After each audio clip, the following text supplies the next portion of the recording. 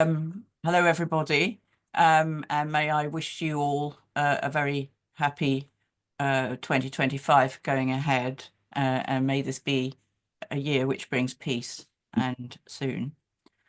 Welcome to today's lecture, which is hosted by the Anglo-Israel Archaeological Society. My name is Sarah Pierce, and I serve as chair of the society. And today it's our privilege to welcome Dr. Nava Panitz Cohen, who's going to talk to us on the subject of a wise woman and a bearded male.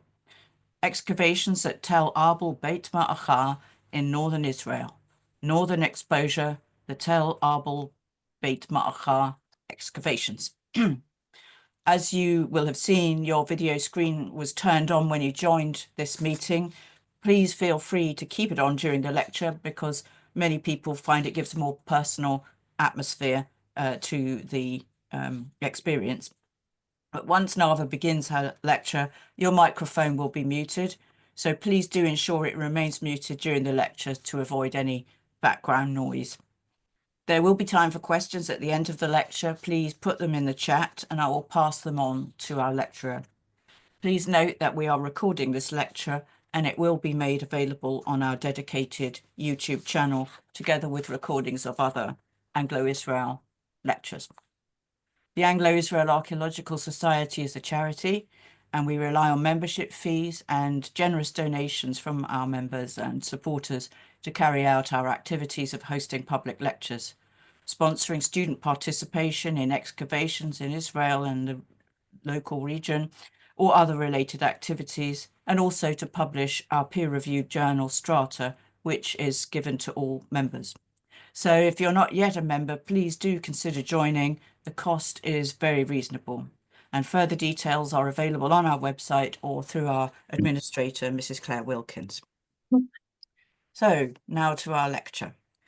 Dr. Nava Panitz Cohen is a researcher and lecturer at the Institute of Archaeology at the Hebrew University of Jerusalem, and she's currently the co-director of the excavations at Tel Abel Beth Maacah in the north of Israel, where she works together with Professor Nahumya Mack and Professor Bob Mullins. Nava has excavated at many sites, including Tel Batash, Tel Rehov, and Tel Beit Shean, with Professor Amichai Mazar, and participated in the publication of projects coming out of those digs. And Nava has worked with Professor Mazar for more than 30 years, a very precious collaboration. Her main research interest focuses on how ceramics inform us about aspects of ancient society and culture in the late Bronze and Iron Age. And we're going to hear something of that tonight, I think. She is also the editor of the Kedem monograph series of the Institute of Archaeology of the Hebrew University of Jerusalem and the executive editor of the Israel Exploration Journal. So it's our very great privilege to hear from you, Nava. Thank you so much for joining us, and we look forward to your lecture. Thank you. Thank you very, very much. I'm just going to close some of these. Okay. I want to thank the Anglo-Israel Archaeological Society for inviting me to share my site, our site, with you. And I have to say to thank you all for joining us, for joining me this evening. With me, it's the evening. And especially in light of recent events where over a year, we were unable to visit the site. It was burned, it was attacked, just like the whole region. And we will talk about the region quite at length in this lecture. And we were overjoyed a few weeks ago to go back to the site and see that God and nature has taken care of the burning, and it's as green as you see in the picture right now, and our beautiful trees were not burned down. And we're looking forward to continuing our research and pray that the peace and quiet that came to the region with the ceasefire will continue for the good of all the people involved. Okay. So the first thing, northern Israel, location, location, location. And to give us a kind of a starting point, we can see where Jerusalem is. We all know where Jerusalem is. And if you go about 220 kilometers to the north, just to the very, very north of the country today, and we'll talk about what was there in antiquity, we reach Abel Beth Maacah. Visualize the setting, the scenery. It's really beautiful. We have the Hula Valley. Here we are in the Hula Valley, the very, very northern end of it. We'll see that in some other maps very shortly.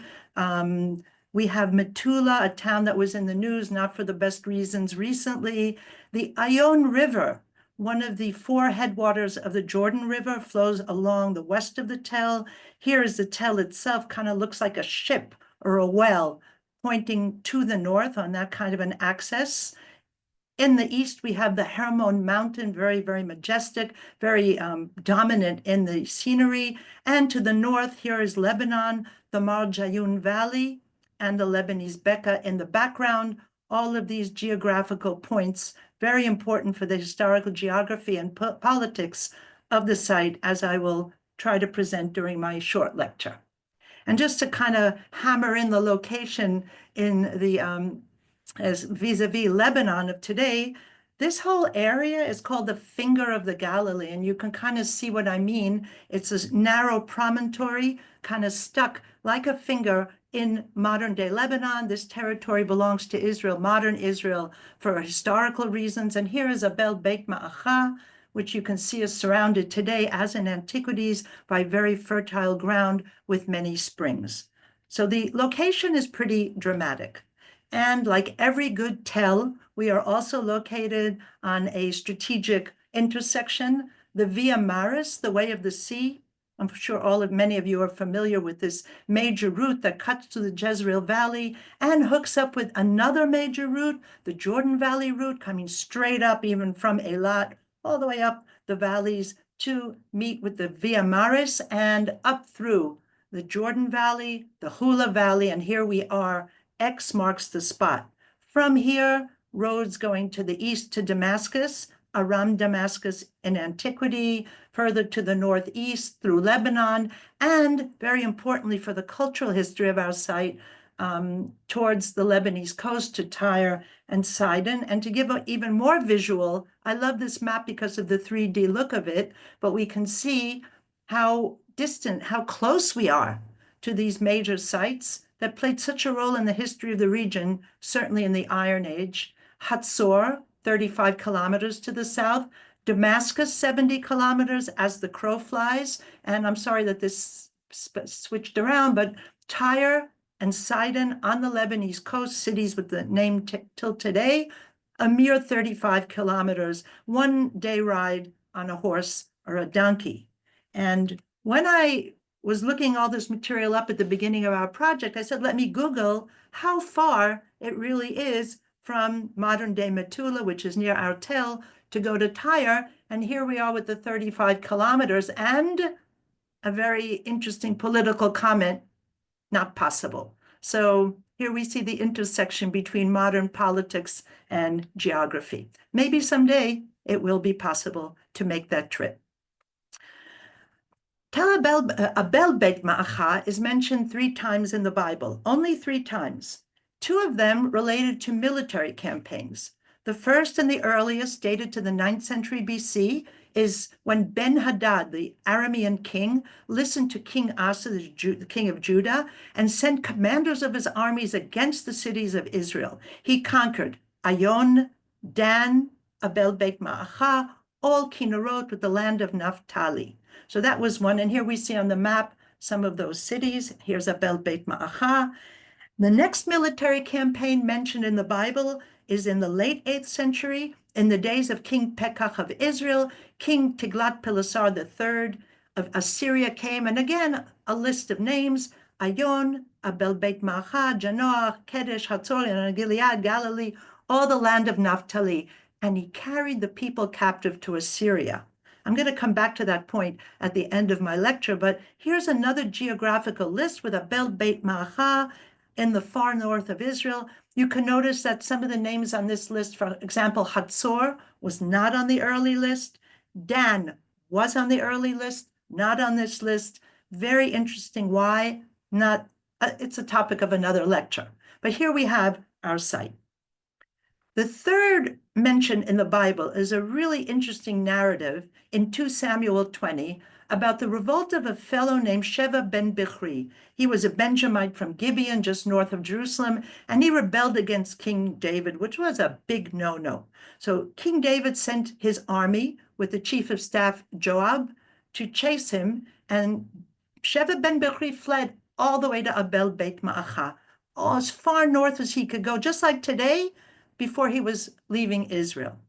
And Joab and the army reached the city and besieged it around the wall and was about to destroy the city when a wise woman, she has no name, but she's called a wise woman, called out, listen up, Joab, come here so I can speak to you. And he came near and, are you Joab? Yes, I am. Listen to the words of your servant. Go ahead, I'm listening. And she said, in the past, they would always say, let them inquire in Abel, and that is how they settle things. I represent the peaceful and the faithful in Israel. You are attempting to destroy a mother and a city in Israel. Why? And Joel goes, no, I don't want to destroy your city. I just want the rebel. So she goes in the city and she consults with whoever. They have him beheaded. She tosses the head over the wall. Joab catches the head with a one-hand catch and goes back to Jerusalem satisfied to King David. What a story.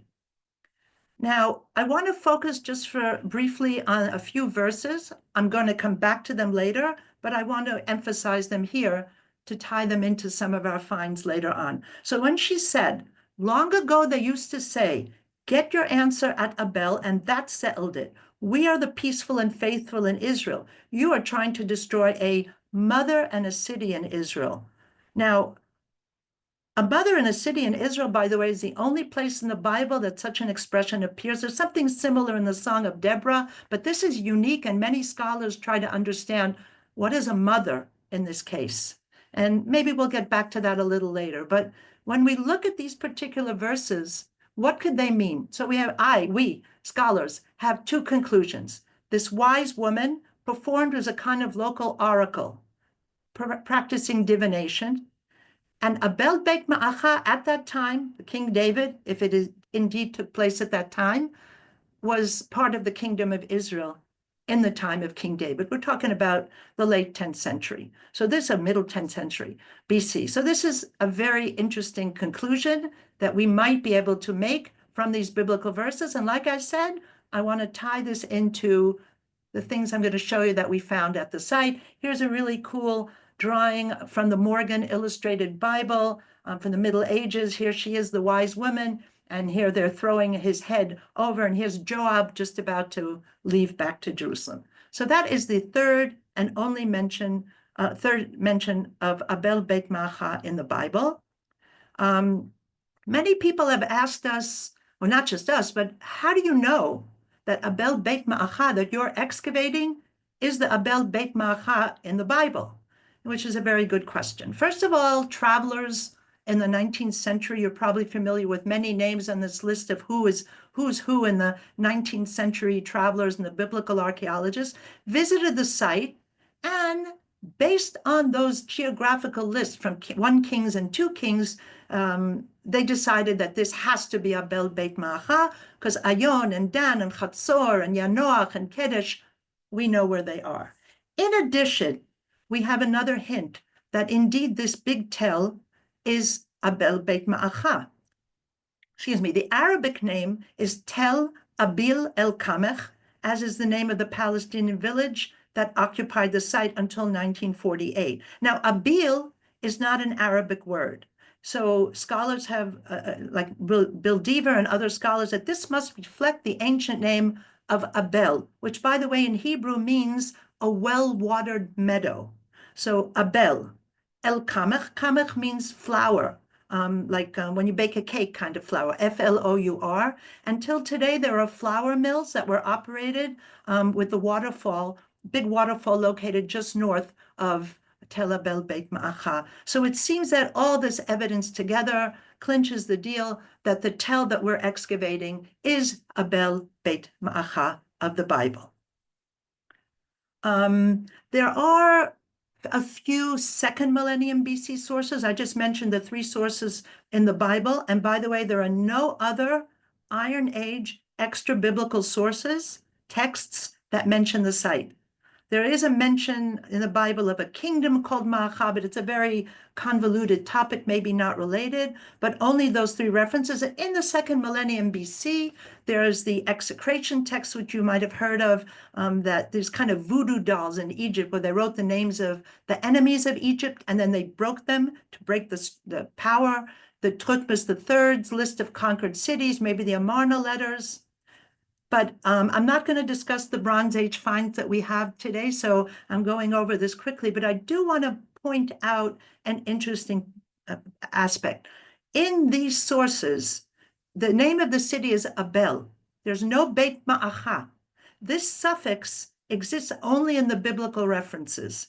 And scholars such as Lawson Younger and Bill Deaver, Nadab Naaman, have said this might represent a tribal element, the house of Maacah, Bet Maacah, some tribe in the area that settled in the city, perhaps in the Iron Age, and that's where it became Abel of Beit Maacah, Abel of the tribe of Maacah.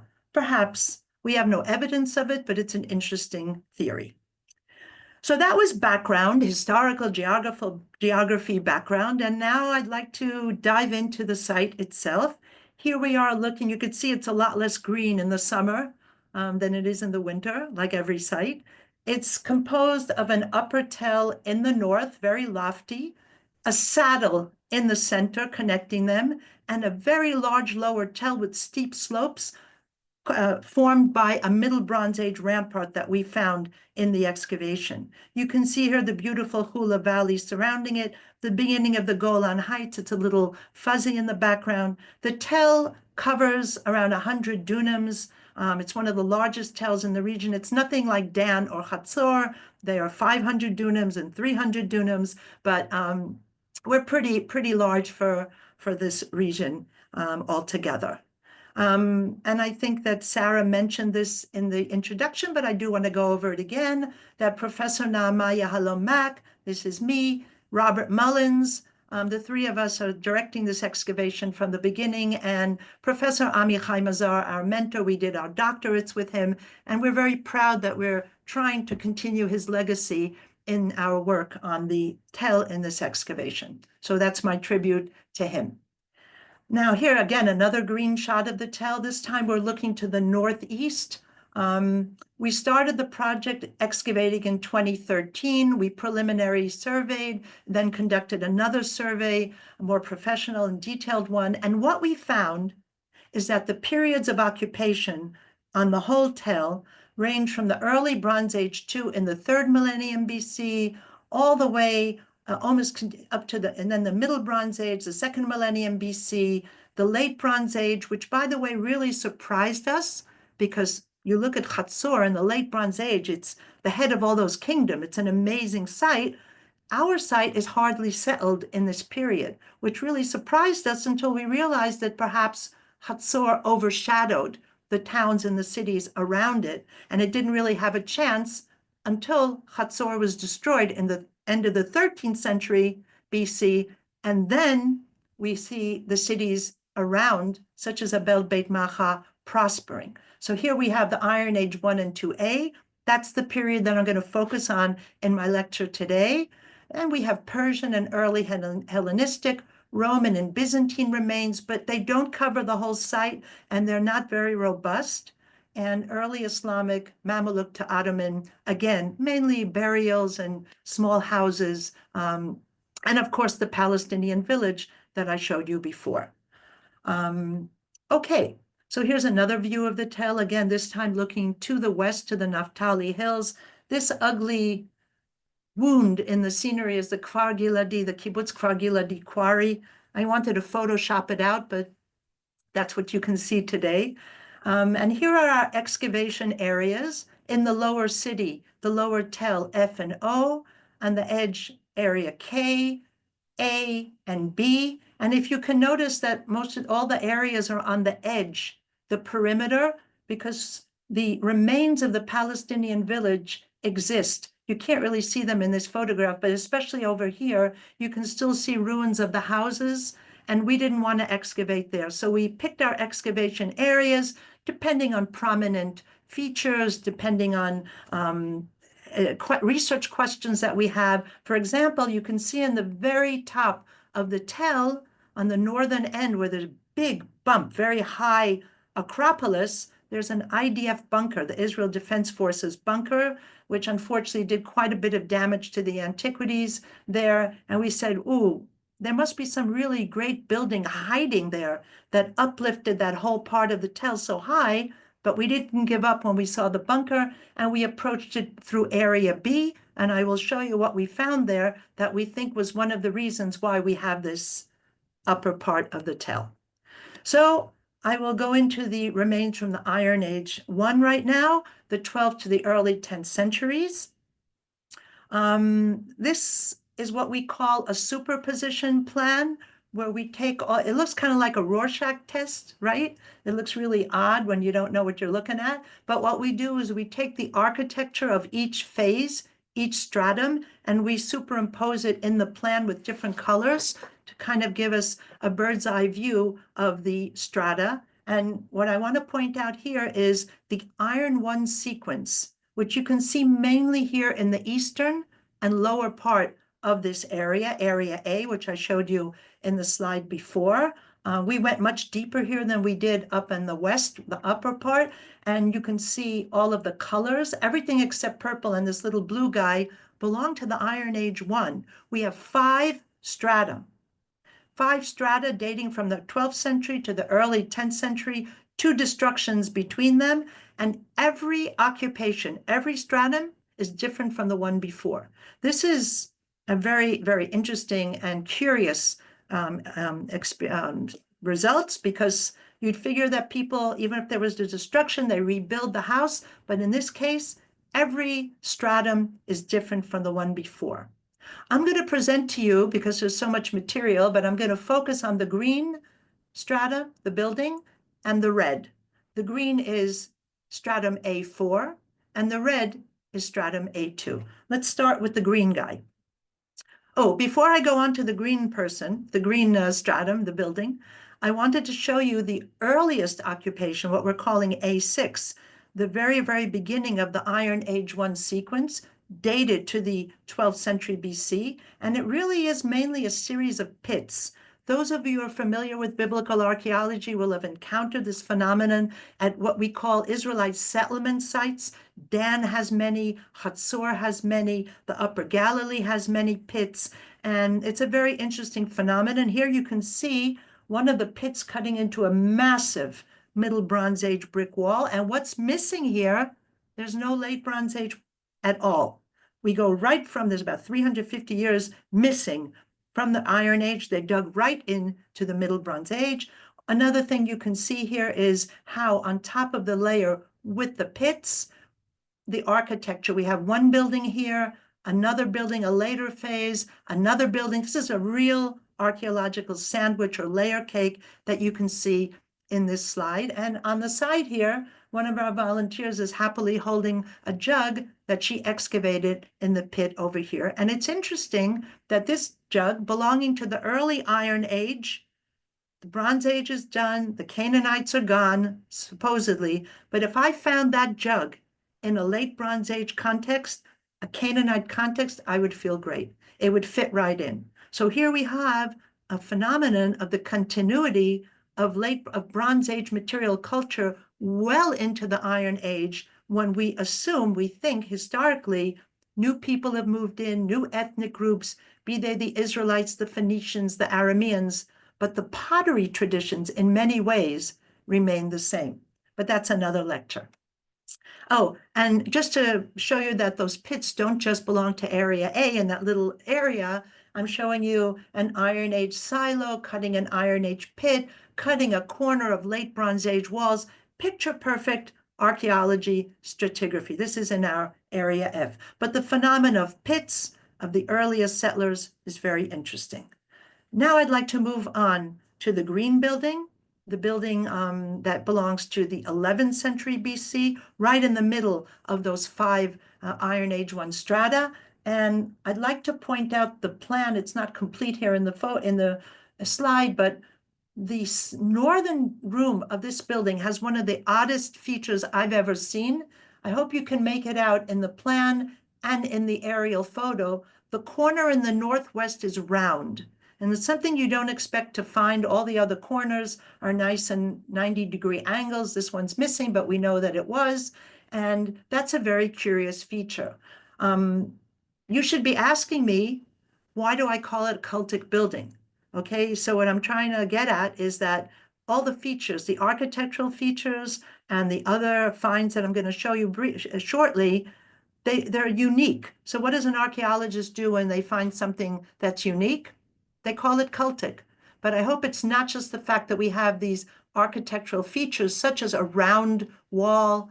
In that wall, we have these stones incorporated, what we call matzevot, standing stones. It's also because of what we found in the building. So I hope you will agree with me after I present briefly the evidence that this building is an Iron Age 1 cultic building dating to the 11th century. And I might add that in this period, throughout the country, not just in the north, we have very little evidence of formal cultic buildings. So this is something to take note of. And we published it, so you're welcome to read more about it.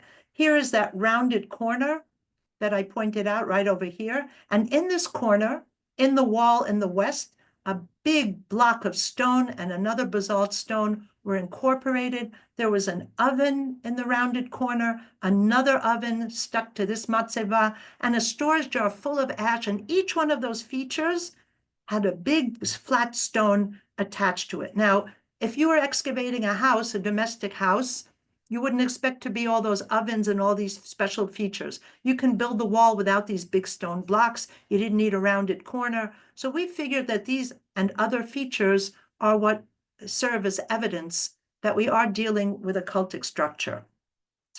This is the entranceway leading from that room I just showed you, the northern room, into the middle room. And I will explain this little puppy dog in just a minute. But flanking the entrance, there's two matzevot, two standing stones. This one cut from a beautiful block of limestone. This one cut from a basalt block. And over here we have, again, all of these features are unique. I have nothing to compare them to. A kind of horseshoe of stones with two little standing stones on the end facing the matzeva.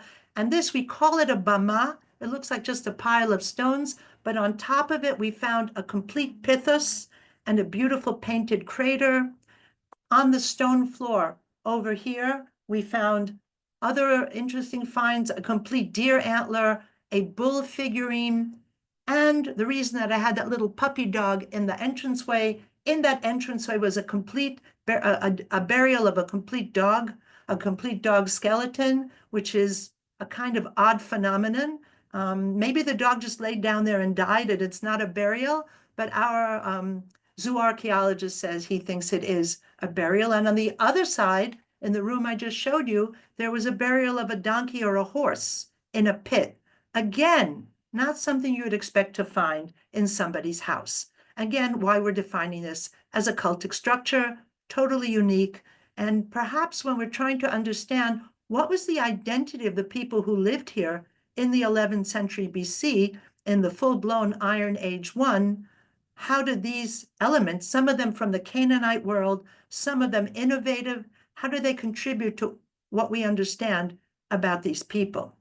This building was destroyed in a terrible fire, luckily for us archaeologists, because that's when we find all the goodies, in the 11th century BC, dated with radiocarbon samples. I want to move on now. There's a lot more I could tell you about the Iron Age 1, but I want to move on to the latest Iron Age 1 stratum, the red building, stratum A2. Here I'm showing you the unique architecture that we found in the upper western part of the field. Before that, I showed you the eastern part and the lower. And here we have an aerial view. You can see the red walls, very well planned, just to kind of emphasize in the aerial photo what we're looking at, I know I sound like a proud mama, but what we're looking at here, the architecture, there's nothing like it anywhere else.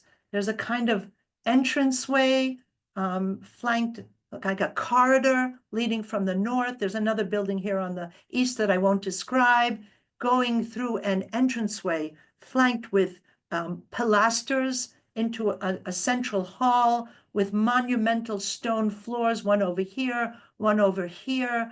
Architecture very nicely built. We've excavated more of this building. It's not in the slide here because it's really unique, interesting, and we're trying to understand, again, culturally, architecturally, politically, economically, what does this building represent? It's the latest phase of the Iron Age 1.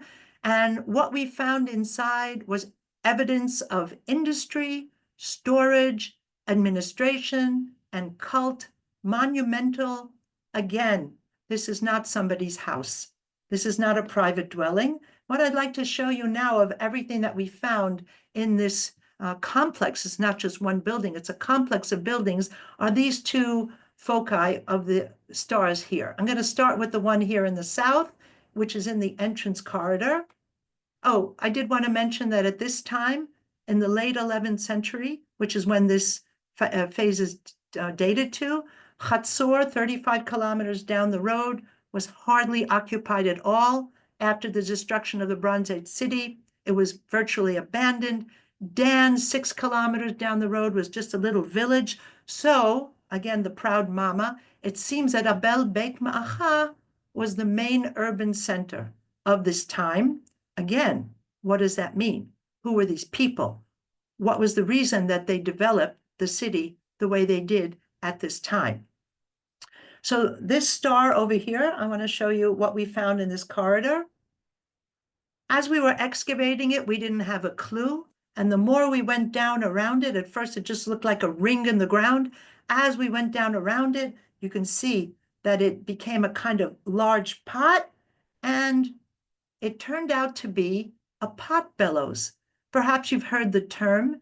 This one's made of clay. They almost all are in this period. It's a very thick, heavy vat, rounded sides with a spout. And here you can see a reconstruction of how it was used. I said industry, in metalworking, in bronze production. This technology is known already in the Bronze Age.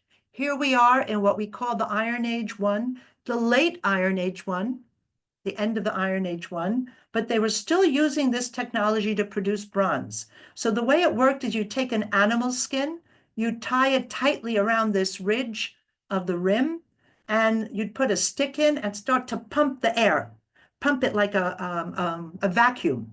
And there would be a reed pipe extending into what we call a tuyere.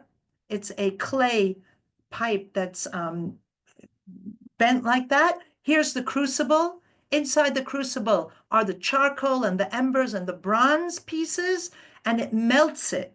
Then the bronze is poured into molds to make jewelry, weapons, household items, whatever. This is very typical Bronze Age technology, which continued into the Iron Age. We have here one of the nicest examples of a potbellow, but that's not all. When we worked on this room around the bronze working potbellow, we found using a magnet, and that's Nava Panitz is an archaeometallurgist, so she led this research. We found evidence of iron working. And so I'm going to make a long story short, and we published this, so you're welcome to read about it. Articles are on our website. We found this evidence that they were producing bronze and iron together in this location, in this red building, in this big multifunctional complex. And this is one of the earliest pieces of evidence of the transition from one technology to another. I will go back just a moment to show you where I want to concentrate now. This is the aerial view of the big complex. I want to show you this part in the north, another unique, again, the proud mama, another unique find in this complex. And you can see the shaded part is the building that I'm talking about.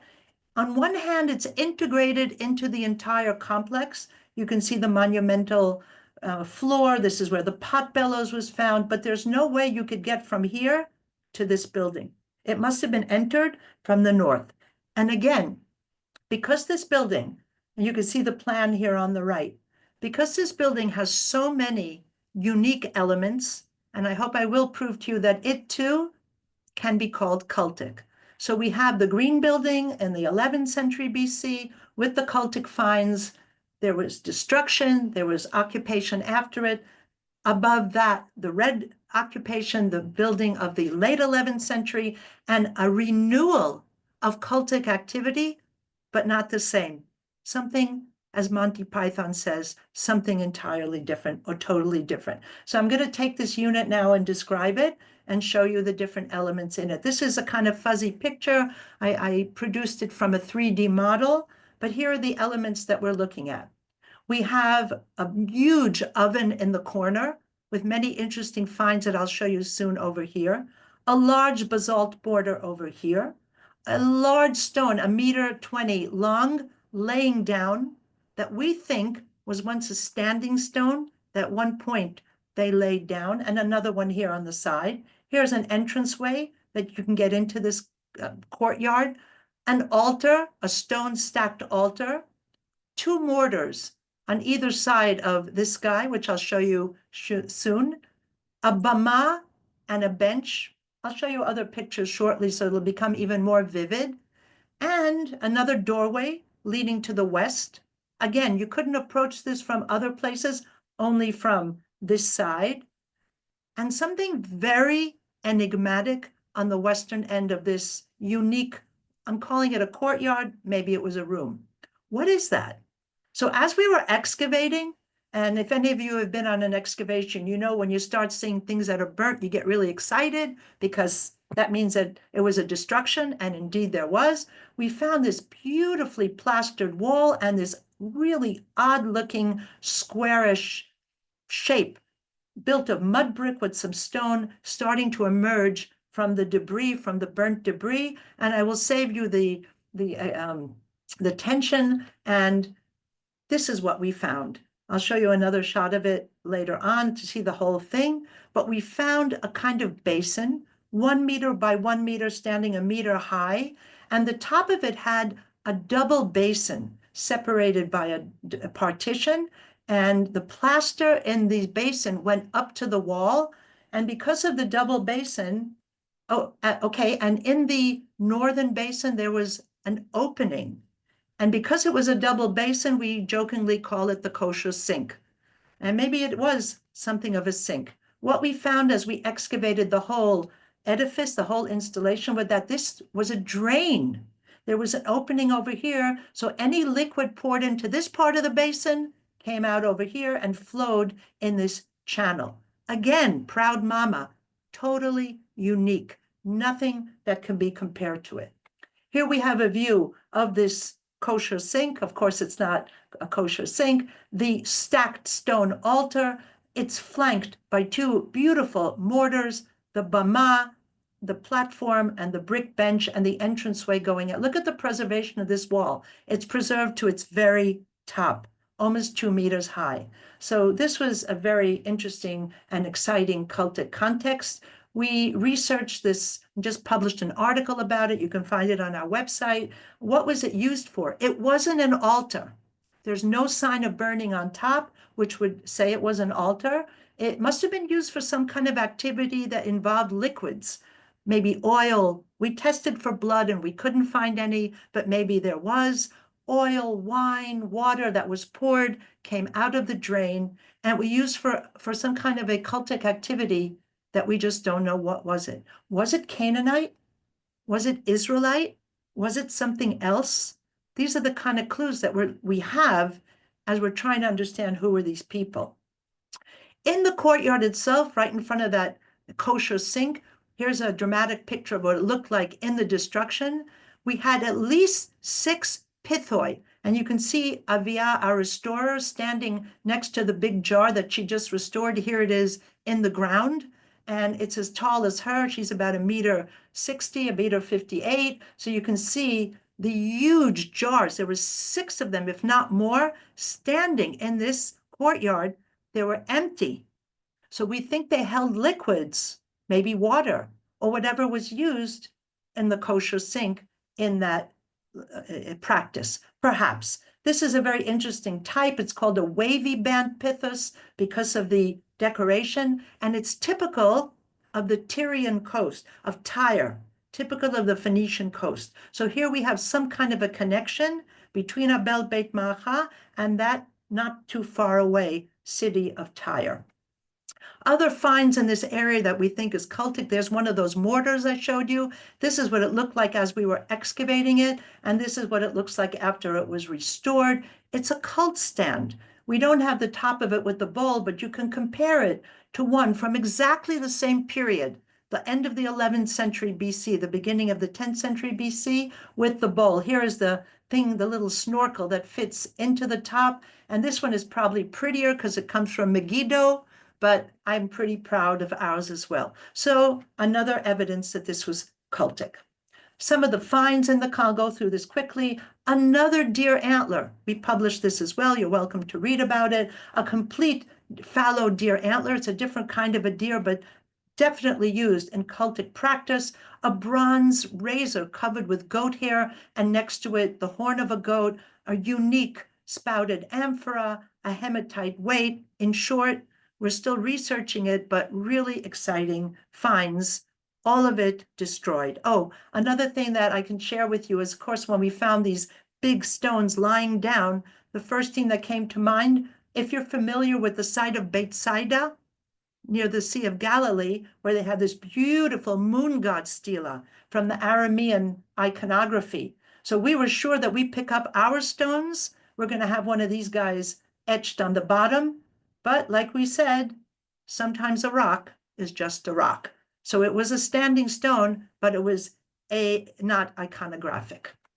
Here's a artist's reconstruction, two different ideas. Here we have a poor sheep being sacrificed on the stone. Here we have the deer antler. This is very fanciful, but it's always nice to look at these kind of reconstructions. Here's pouring the liquid coming out the drain, the stacked stone, the cult stand, and the pithoi. Here's the oven, believe it or not, but this helps us visualize what might have been practiced in this unique building. It was destroyed, radiocarbon dated at the beginning of the 10th century BC, and that was the end of the Iron Age 1 cultural sequence. The next stratum on top, as I will very shortly show you, was Iron 2A. I do want to share with you one other find from this stratum, not from the cultic courtyard that I just showed you, but this is tiny. You can see that this whole thing is 2 centimeters. It's made of ivory. It's beautifully carved. One side is this Negroid featured Nubian face, and the other side, this was found late in the Iron Age 1. If you found this in the late Bronze Age, you'd say, I'm right at home. This is typical Canaanite iconography with the tree, the palm tree, a goat or an ibex, and rare, but we know of ostriches, and they're nibbling on the tree, which is between them. So this is, again, certain evidence of the continuity of Canaanite culture way into the Iron Age 1. Does this tell us who these people are? I mean, there are people that moved, from Italy to America, immigrants in the, early 20th century, and they're American, but they keep their many parts of their culture. So are we looking at the same phenomenon? Who knows? But we have this evidence that something of the Canaanite world was still used and appreciated in the late Iron Age 1. I'd like to move on now to the Iron Age 2A so that I can show you the next phase of what we found. Again, the picture of the Tel looking west, area K, area A, which is where we just saw those beautiful, interesting finds. And I will show you what we found from this period in area B. I'm going to start with area A. And here we're all familiar already with the hall where we found the pot bellows and the cultic courtyard over here. And as we expanded the excavation to the west, we found evidence of a huge Iron Age 2A, 10th, 9th century BC, I won't go into the details, building. And in front of it was a beautiful stone courtyard. We dug half of it out in this picture, but it extended all the way here, covering the red building, which is hiding down here. And I want to show you one of our most interesting finds, to my mind, which was found where the yellow star is on that stone pavement. And as everybody who has ever been on an excavation knows, the best things are always found in the bulk, those sections that we leave between our squares. And as we're excavating the section on that stone floor, you can see the proud me, Freddie Lowe, the supervisor, and Bob Mullins found this pot. And we didn't quite know what it was, but we were really pleased to find it, as you can see. And when we got closer to it, we realized that it was full of bones. These little bones are called ostrogali. They're knuckle bones, animal knuckle bones. This is what the jar looks like after it was restored and cleaned up, typical of the 9th century BC, especially in the north, but not only, very typical pottery. This is the stone floor that I showed you from the aerial photo. And when we got rid of that horrible, annoying bulk, we realized that this was sitting on top of a little podium. It was separated from the rest of the floor. Another angle to show you that floor and where we found the ostrogali jar in relation to the cultic courtyard that I showed you before from the Iron One, we can see that they're very close to each other. Does this mean that there was some kind of continuity of cultic practice between the two from the early 10th century to the 9th century? Perhaps, but I did want to make note of the proximity of these two contexts. So when we started to examine these bones, we counted 406 of them in this little jar. Here they are being examined by our zoo archaeologist. We found, and this was all published, you're welcome to read the article, sheep, goat, and a few deer, no pigs, no cows. Now, I can say a lot about that culturally. You know, a lot of archaeologists discuss the pork taboo among the early Israelites. I'm not going to go there. I just want to show you what I found in the excavation, but it's food for thought. What were such ostrogali bones used for? We know them till today. Ethnoarchaeological examples exist, and they're thought in different materials. These are animal bones, some made of glass, precious metals. They're thought of being gaming pieces used for gambling. And one of the main uses till today is divination. I hope I'm saying this right, extispicy, and they're used as apotropaic objects. You might see where I'm heading. I want to go back now to that verse from 2 Samuel 20 that the wise woman said. Long ago, they used to say, get your answer at a bell. Come in to ask me questions. I'm the oracle. And that settled it. We are the peaceful and the faithful in Israel. You're trying to destroy a city that is a mother in Israel. So I know it's a big leap, but we were thinking and fantasizing. Could this be some evidence of the wise woman's activity? Not specifically her. She could be a fictional character, but it's very interesting that we have this evidence, which doesn't only exist. This time we have many ostrogali caches at other Iron Age sites, such as Megiddo and Ta'anach, but here we have this cache. Could it be evidence? And it's about the same time, 9th century BC, late 10th century BC. Could this be evidence that divination was indeed practiced at Abel Beth Maacah, and mother, in this context, perhaps refers to an oracle? You can accept it or not, but I did want to throw it out.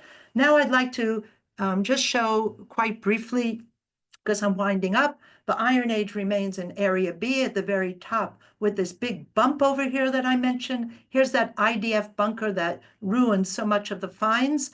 But excavating in Area B at the side uncovered a huge Iron Age citadel. This is running about 30 meters. You can see the massivity of the walls. And in this building, dating to the 9th century BC, we found some beautiful objects. This jar imported from Phoenicia, from the Phoenician Lebanese coast, a figurine with a tambourine, which is a very Israelite kind of motif, a seal showing a Phoenician-style ship, and a surprise in one of those rooms. And here he is, the bearded male, just towards the end of my talk. So he was found in this room. This is what he looked like in the ground, not as beautiful as after he was cleaned up. And I thought it was really interesting that the fellow who found him, a fellow named Mario who came to dig, had a beard and looks a little bit like him. This is our bearded male cleaned up. He's made of faience, which is a kind of glassy material, and it's unique.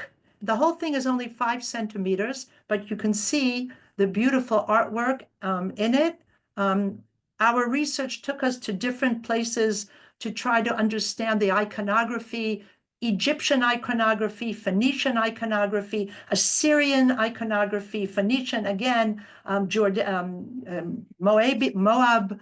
So you can see that this fellow is on one hand unique, but he also represents part of the cultural koine and the art of the Iron Age too. And this made a splash all over the world. We had replicas on eBay, Russian media, Japanese, Chinese, and I'm happy to say that we just published it so you can read the scientific part.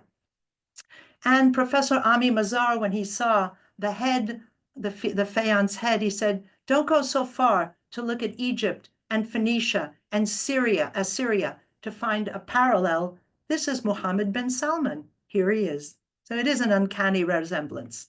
I'd like to end with Area K because it is a very special find that's very recent. It's only the few years we've been excavating it. Right under topsoil, you can see that we exposed this huge building. This runs almost 20 meters, this wall, an alleyway and the beginning of another building.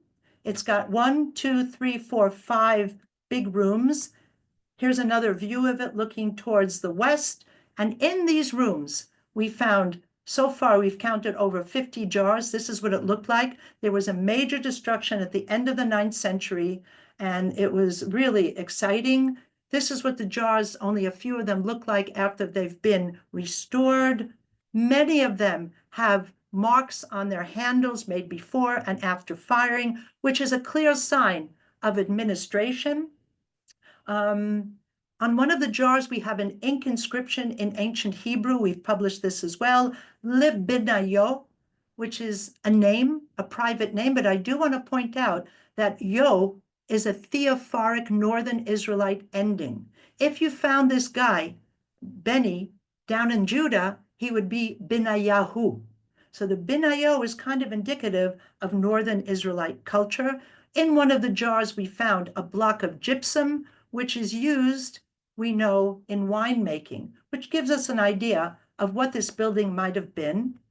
And comparing it to other buildings and other Israelite contemporary sites, such as Hatzor and Megiddo, these are defined as storehouses, stables, markets, barracks, temples, different ideas. But today, most scholars will agree that these are storehouses. These are important public buildings, in our case, perhaps for wine, and it hooks us up in many ways with the kind of jars that we found, the Hebrew inscription, the architecture. It hooks us up to the Israelite kingdom.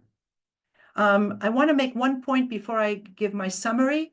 Remember 2 Kings 15, the verse that Tiglath-Pileser, the Assyrian, came and conquered Abel Beth Maacah? Well, Bible and archaeology, everywhere we excavated, we found no evidence of this destruction at all. No evidence of that settlement. So the things that you're liable to read in the Bible, it ain't necessarily so, perhaps. So how do we use these finds, this is my last slides, to understand the geopolitical situation in this border area in the Iron Age, where we are at the interface of Phoenicia, Aram Damascus, and Israel. So the local Canaanites, we think, continue to live in the city, maybe joined by refugees from Hatzor and other tribes, Beth Maacah, and eventually they became under political rule of one of the main kingdoms in the region in Iron Age 2A, Israel, Damascus, or the Phoenicians, the Arameans? How do we know? So it's hard to know from what we found if any of these kingdoms were really in charge. And there's a debate about the borders of the Israelite kingdom. Was our region far north in the Hula Valley part of this kingdom during the time of David and Solomon? Remember the story of the wise woman? The time of the Omeride dynasty, King Ahab and Omri and Ahab, the Arameans, Ben-Hadad and Hazael. You can think of the Tel Dan Stela in this context. What is what we found? Does it show that we were part of the Israelite kingdom? Is it enough to have a Hebrew inscription, to have a building that looks like a citadel or a storeroom in the other Israelite cities? It's very difficult for us to say, but that's the exciting part of our research. And to tie it all together is the Phaon's head. Because when you look at that head, one scholar says it's Phoenician. Another scholar says it's Aramean. Another scholar said, it's Israelite, clearly. Okay, that's King Ahab. That's King Hazael. Everyone wrote about it. And that is exactly the cultural koine of the Iron Age too at this time, with a shared culture, but a political difference. Kind of sounds familiar today. And for an archaeologist, this on one hand can complicate our ability to reconstruct history, or maybe can help us understand and appreciate the complexity of culture and society in ancient times. Thank you very much for your attention and for listening to me for so long. Thank you, Nava, for a really wonderful lecture. We have time for some questions. If there are questions, people can either raise their hand or put the question in the chat.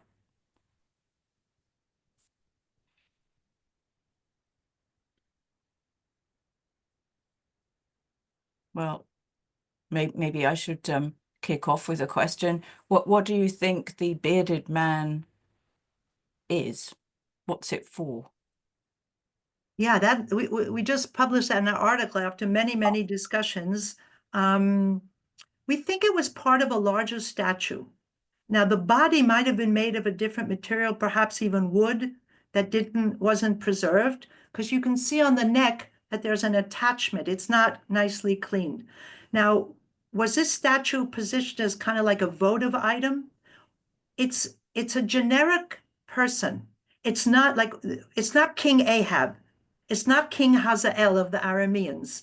We think it's a generic elite male of that period. Look at the other iconographic representations that was created specially in a special mold because it's a unicum. There's only one of them. It's not mass produced to perhaps as to represent honor and respect as a votive item, perhaps for a king, perhaps for the mayor of the city. And that's how we understand it. Are we right?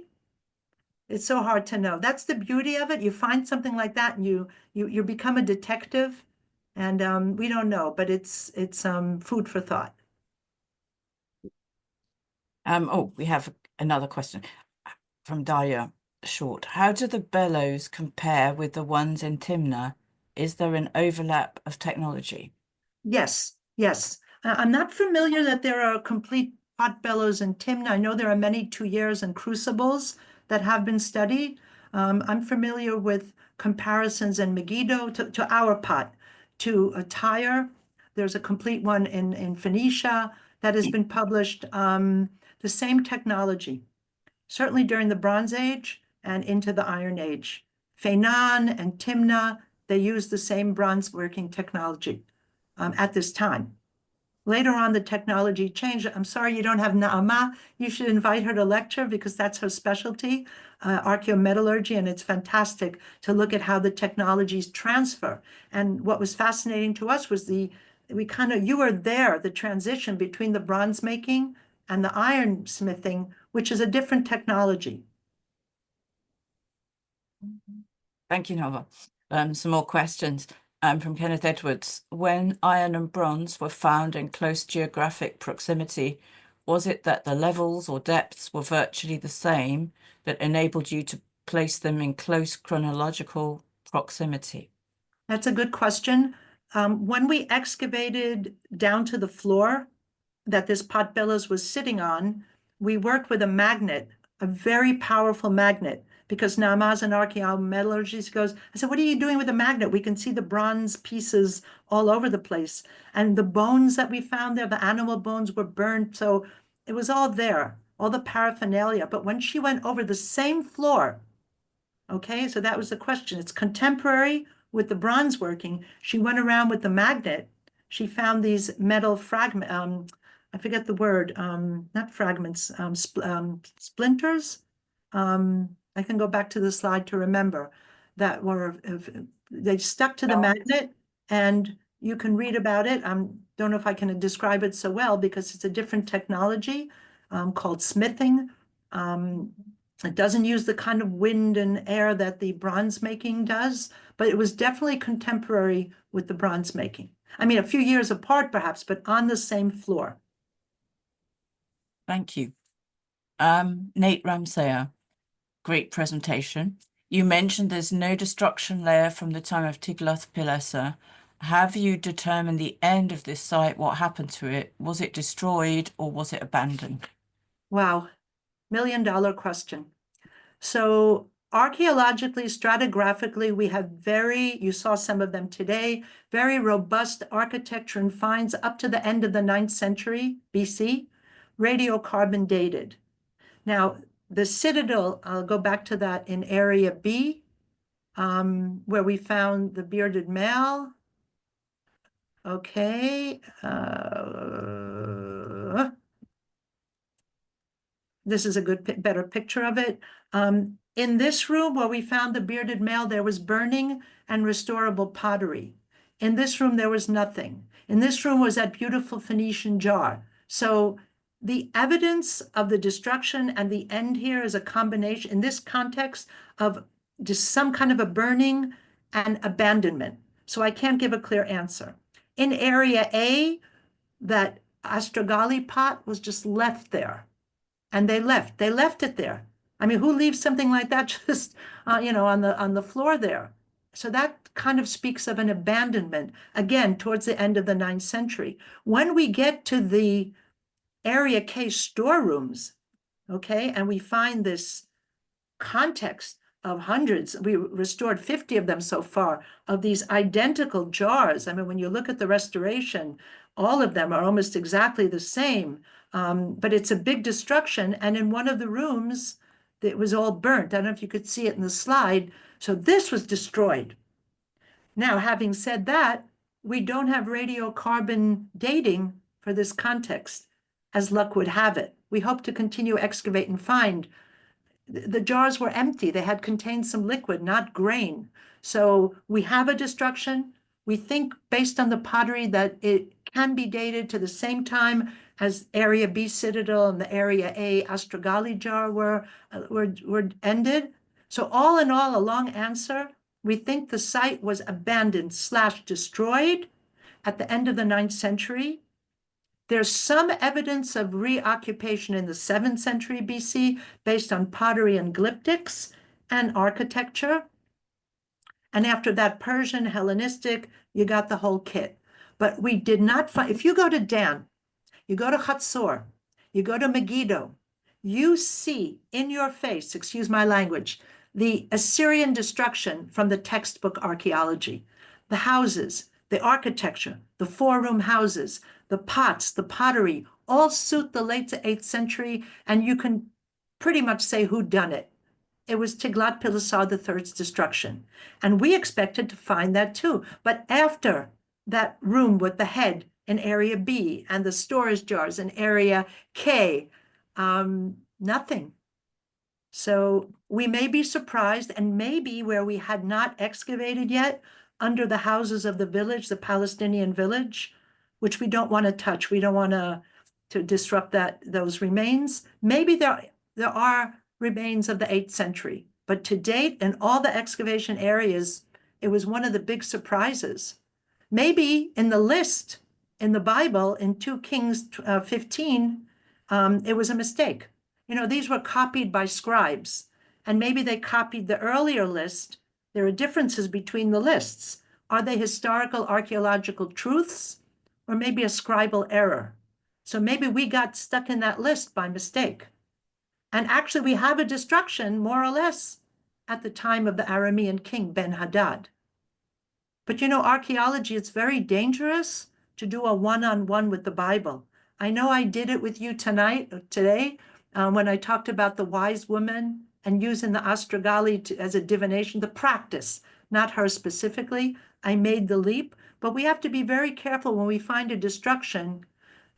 Rare cases we can come and say, we know exactly who did it. But the 8th century destruction of Tiglath-Pileser III, no, not yet. There's a few more questions if you're happy to take them, Nava. Um, Perfect. was Abel Beit Maacah around the same size as Megiddo? Question from Sue. No, Megiddo was a little larger because Megiddo has a huge lower city.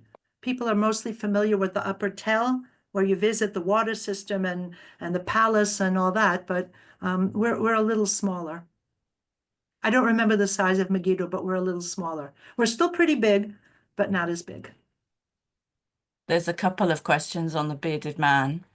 Could his head represent Sheva the rebel as part of the story of the wise woman during the time of King David? And another question on the bearded man, what is the band around his head meant to represent? Is there evidence of his hairstyle, this hairstyle, elsewhere with a thick band?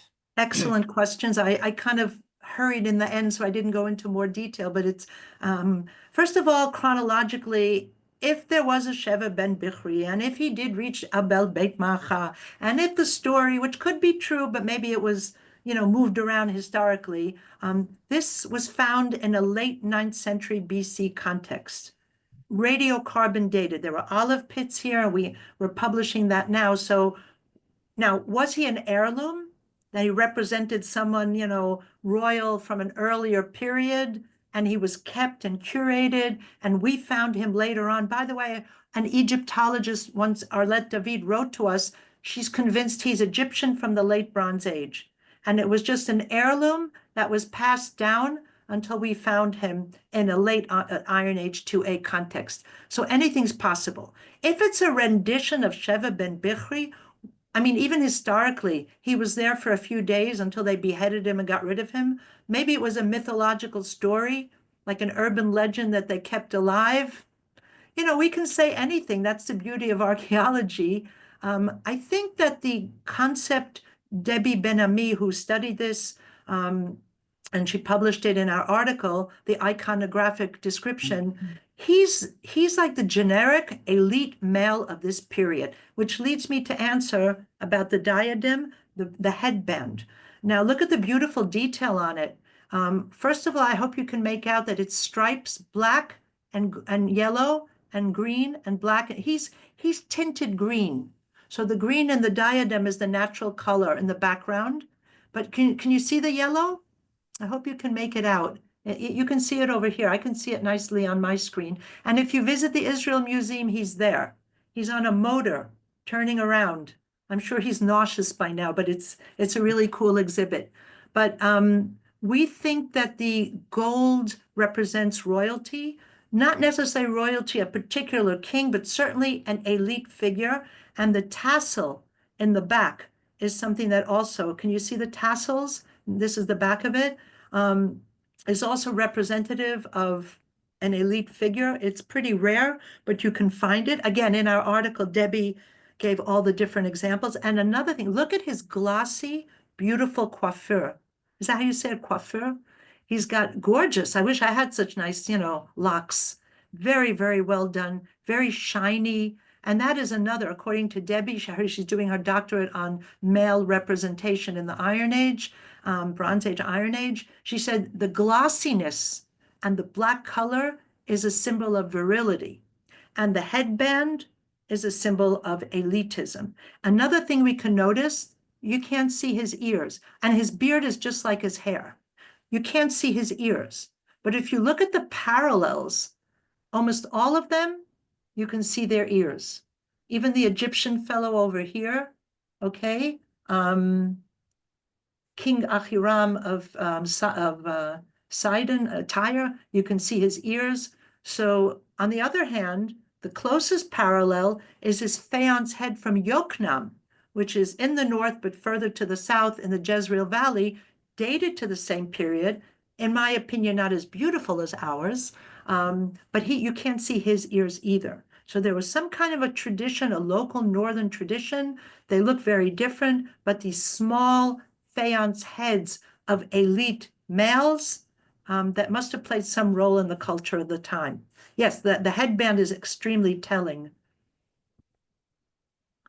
And we have another question. I was wondering whether you mentioned that the structure in the end of the Iron Age 1 was also administrative because of the hematite weight. And if so, do you know how much it weighs and whether there was a unified weight system? Oh, that's a really good question and a big question. Wait, I'm going to go back to that slide. I know we weighed the hematite weight, and I can't remember what it is.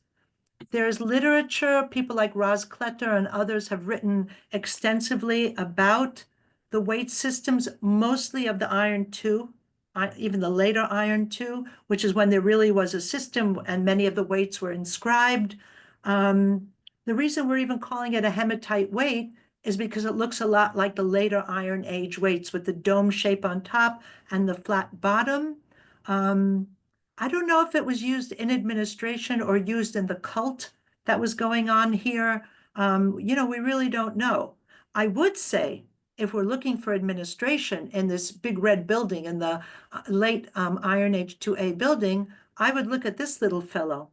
This seal was found in a room where there were, see the pithas that we restored?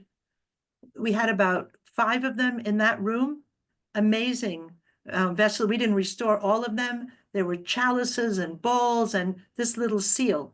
It was found in, if I'm going to keep you up late, I might as well do it right. It was found in this room over here.